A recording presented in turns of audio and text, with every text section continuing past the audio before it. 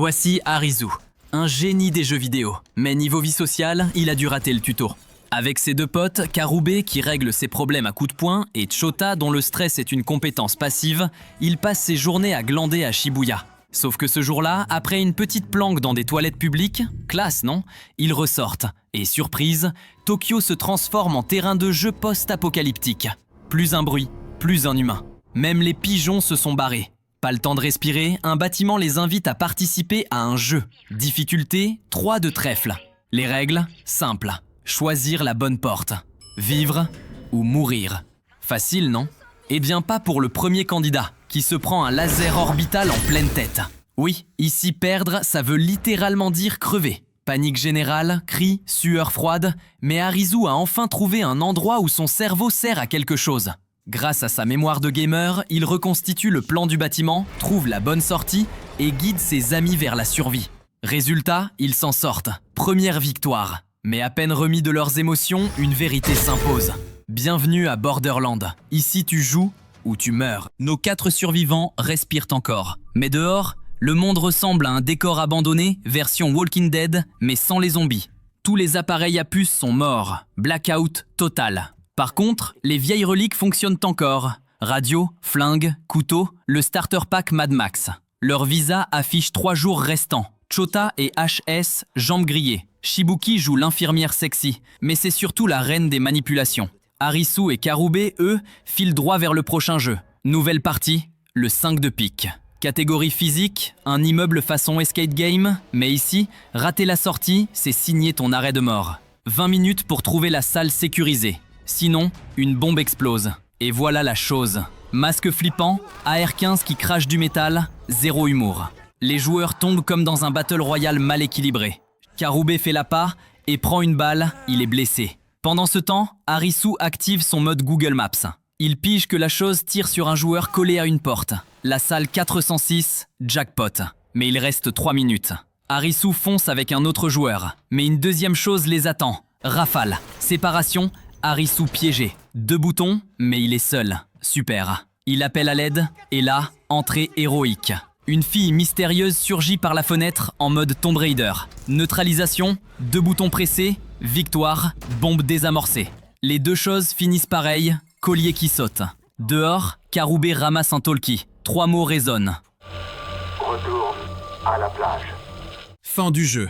La tension redescend. Arisu est paumé. Un joueur fouille le cadavre de la chose et trouve un papier griffonné. Pas de réconfort, juste une énigme de plus. Arisu et Karube retrouvent Chota et Shibuki. Pause canapé, ambiance thérapie de groupe.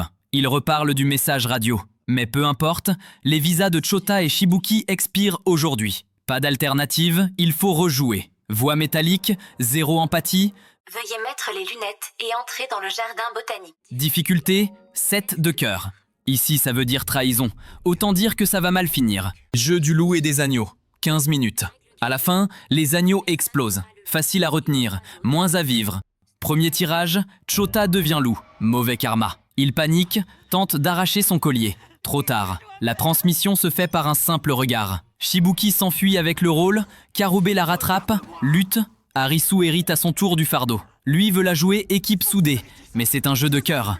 Impossible de sortir indemne. La panique monte, les casques saturent, accusations, insultes, prières. Oui, Chota récite carrément « Sainte Marie, priez pour nous », comme si ça pouvait désamorcer une bombe. Karube hurle contre le destin. Arisu, lui, tente d'arracher son collier. Mais revoit la femme du jeu précédent exploser et abandonne. Alors ses 2 amis décident pour lui, il se sacrifie. Dernière seconde, Arisu court, cherche, appelle, et tombe juste à temps pour voir Karube mourir sous ses yeux. Silence, cri. Les cœurs testent les liens. Ici, ils mesurent ce qu'ils valent. Et ce soir, le prix était 3 vies contre 1. Arisu est au plus bas. Ses amis ne sont plus là, il se sent coupable et ne veut plus avancer. Usagi refuse de le lâcher. Elle le ramène, doucement, et trouve les mots. Elle aussi traîne ses fantômes. Un père, accusé de mensonge. Elle a grandi en comprenant que vérité et survie sont rarement dans le même camp. Nouvelle partie, carte, 4 de trèfle. Nom, distance. 2 heures pour atteindre l'objectif. Chrono lancé. Point de départ, un bus. Problème, pas de carburant. Alors, tout le monde court. Sauf Takuma, blessé, laissé derrière comme un fichier trop lourd à transférer. Dans le tunnel, une créature surgit. Tout le monde détale. Mais un pauvre type, lui, finit transformé en snack gratuit. Puis, une trouvaille, une vieille moto. Pas de puce, batterie HS, mais encore du carburant. Arisu la pousse jusqu'au bus, pour sauver Takuma, pour ne plus répéter ses erreurs. Pendant ce temps, Usagi et Tata arrivent au bout du tunnel. Temps restant, 5 minutes. Quelque chose se passe. Usagi comprend, s'élance. Tata traîne et se fait balayer. Usagi sprint. Arisu et Takuma surgissent, moteur rugissant, sauvetage in extremis dans une scène digne de Fast and Furious, Tokyo Drift. Noir, silence. Il se réveille. Les chiffres ne montraient pas la route à suivre. Ils comptaient la distance depuis l'objectif. Ils étaient au bon endroit dès le début. Arisu comprend enfin. Rester figé dans sa culpabilité, c'est perdre encore. Ses amis sont morts, mais lui doit vivre. Prochaine étape, la plage. Pas pour bronzer, mais pour trouver des réponses. Et peut-être les coupables. Arisu et Usagi sont à bout. 3 jours de visa restants, toujours aucune piste. Mais Arisu s'accroche à une rumeur. Un lieu appelé la plage. Un détail les accroche. Des joueurs portent des clés de casier au poignet. Ils suivent la piste, la légende prend forme. Objectif ultime, rassembler les 52 cartes. Si ça marche, une seule personne pourra quitter ce monde. Sur le mur, la collection avance, mais le puzzle reste incomplet. Ici, les règles sont claires. Maillot obligatoire, toutes les cartes pour la communauté, trahison égale mort. Électricité, piscine, cocktail, ambiance Ibiza post-apocalyptique. Bienvenue à la plage. La fête bat son plein, musique et alcool en open bar. Puis le chapelier arrive pour lancer les jeux, top départ. Au détour d'un couloir, Kuina et tiens, ce vieux renard de Shishiya. Les jeux s'éparpillent partout en ville. Beast Hunter, un tigre sur un carrousel. Disneyland version Hunger Games. Treasure Hunt, des gens qui courent partout. Ok. Human Elevator, 2 malchanceux suspendus dans le vide. Tu lâches, tu meurs. Bingo, Usagi, trouver des numéros avec une allumette. Et là, un gars chelou découpe le tigre au sabre. Normal. Puis le jeu central, Light Bulb. 4 de carreau, une pièce, 3 interrupteurs, une ampoule, l'eau qui monte.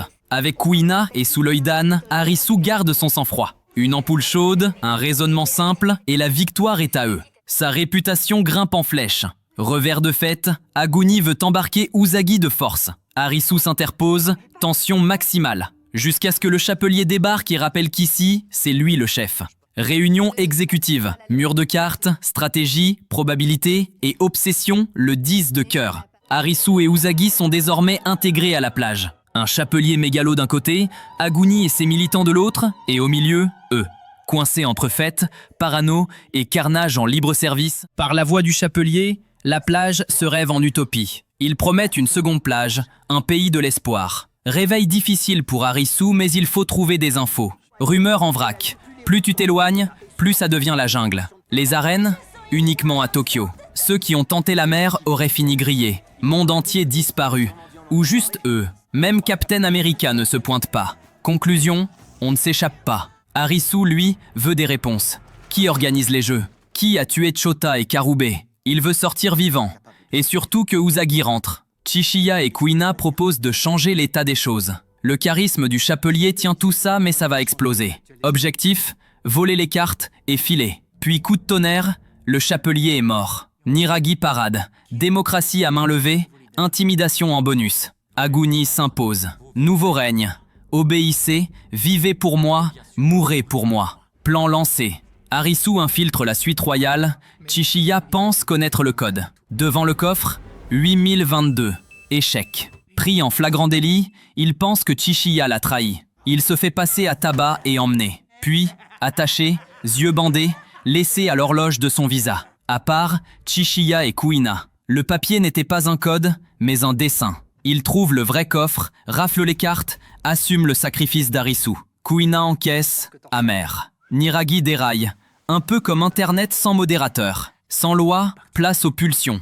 Menaces, violence, Usagi en ligne de mire. Puis blackout. Et là, annonce système. La plage devient arène. 10 de cœur, tous au hall. Chasse à la sorcière. Une jeune fille a été tuée. 2 heures pour démasquer le coupable et le brûler au bûcher du jugement. Le jeu va commencer. Arisu, toujours piégé. Cartes dispersées. Aguni aux commandes et le feu va prendre. Que la chasse commence. Et elle commence fort. Zéro preuve, mais une fille est pointée du doigt pour partir au bûcher. Oui, c'est Cluedo, mais version on brûle d'abord, on réfléchit après. Ambiance pesante, révélation, le chapelier a été assassiné. Balle tirée avec une arme de la plage. Le tueur est parmi eux. Réunion de copros avec des fusils. Aguni balance l'ultimatum. Que la sorcière se dénonce, sinon tout le monde finira au bûcher. Niragi et ses gars lancent la battue dans l'hôtel. Ça court, ça frappe, ça crame. Personne ne cherche vraiment une sorcière, juste une excuse. Pendant ce temps, Usagi s'élance à la recherche d'Arizu, coincé dans le bâtiment principal. Kuina croise Anne, ex-flic, qui sort un tuto criminologie. Superglu, cacao, scotch. Même Horatio aurait sorti ses lunettes pour valider la technique. Alors que ça dérape dans tous les sens, revoici le last boss. Combat épique contre Kuina, ou plutôt Ikari. Oui, Kuina est née garçon, mais elle a clairement plus de couilles que la plupart des mecs ici. Cette fois, elle assume jusqu'au bout et porte le coup final. De leur côté, Niragi et Chishiya règlent leur compte. Ça tourne à l'incendie, ambiance Burning Man. Bref, ça ressemble de plus en plus à un trailer de GTA 6. Usagi finit par retrouver Arizu. 30 minutes au compteur, Arizu relève la tête. 10 de cœur. Pas un test de force, mais un jeu pour briser les émotions. Chapelier mort, KO, Momoka pile au mauvais moment. Le but, lâcher une allumette dans un baril d'essence humaine et regarder tout le monde s'entretuer. Et là, il assemble le puzzle. Je pense que j'ai trouvé... Qui est la sorcière? Dans le hall, le carnage continue. Arisu tente de calmer Aguni. Tout le monde le traite de sorcière. Mais non, il a juste buté le chapelier, son meilleur pote devenu ingérable. Un geste pour l'arrêter, pas pour le trahir. Arisu recolle les morceaux. La vraie sorcière, c'est Momoka, suicidée pour faire tourner le jeu. Aguni refuse d'y croire. Asahi avoue être dealer et se prend un laser orbital. Tout le monde est choqué, mais Anne confirme. Momoka s'est bel et bien tuée. Les filles n'étaient que des pions. Le feu se propage. La cause? Niragi, qui revient façon poulet rôti carbonisé, avec des rafales pour dessert. Usagi et Arisu tentent de survivre, mais c'est Aguni qui s'interpose, encaissant les balles et embarquant Niragi dans la fumée. Héroïque, mais expéditif. 3 minutes au compteur. Momoka est jetée au bûcher, le jeu est terminé. La plage s'écroule, le feu dévore l'hôtel, les survivants sont traumatisés, mais vivants. Arisu tente de faire le coach de vie. Chishiya lui préfère le pragmatisme. Il ramasse le 10 de cœur en douce. Les vidéos d'Asahi révèlent les organisateurs, spectateurs cyniques du carnage. Arisu et Usagi trouvent la salle de contrôle. Dealer déjà mort. Quelqu'un de plus puissant tire les ficelles. Kuina et Chishiya les rejoignent grâce à l'indice du deuxième jeu. Et là, Mira apparaît à l'écran. Félicitations, toutes les cartes numérales sont réunies. Mais désolé les gars, le jeu n'est pas fini. Rendez-vous demain, midi pile. Niveau suivant, les figures. Les survivants ont passé un cap. Mais l'enfer ne fait que commencer. Prochaine étape, défier les cartes royales. Plus que jamais déterminé, le voile se lève peu à peu. La révélation est à portée de main. On va enfin avoir nos réponses. Ainsi s'achève la fin de la saison 1. Car demain, les cartes royales entreront en scène. Et elles n'ont rien d'un simple jeu. Chaque partie sera plus brutale, chaque erreur plus fatale. Et cette fois, il n'y aura vraiment nulle part où se cacher. Et toi, tu aurais survécu à la plage? Dis-le en commentaire. Et pense à t'abonner pour la suite.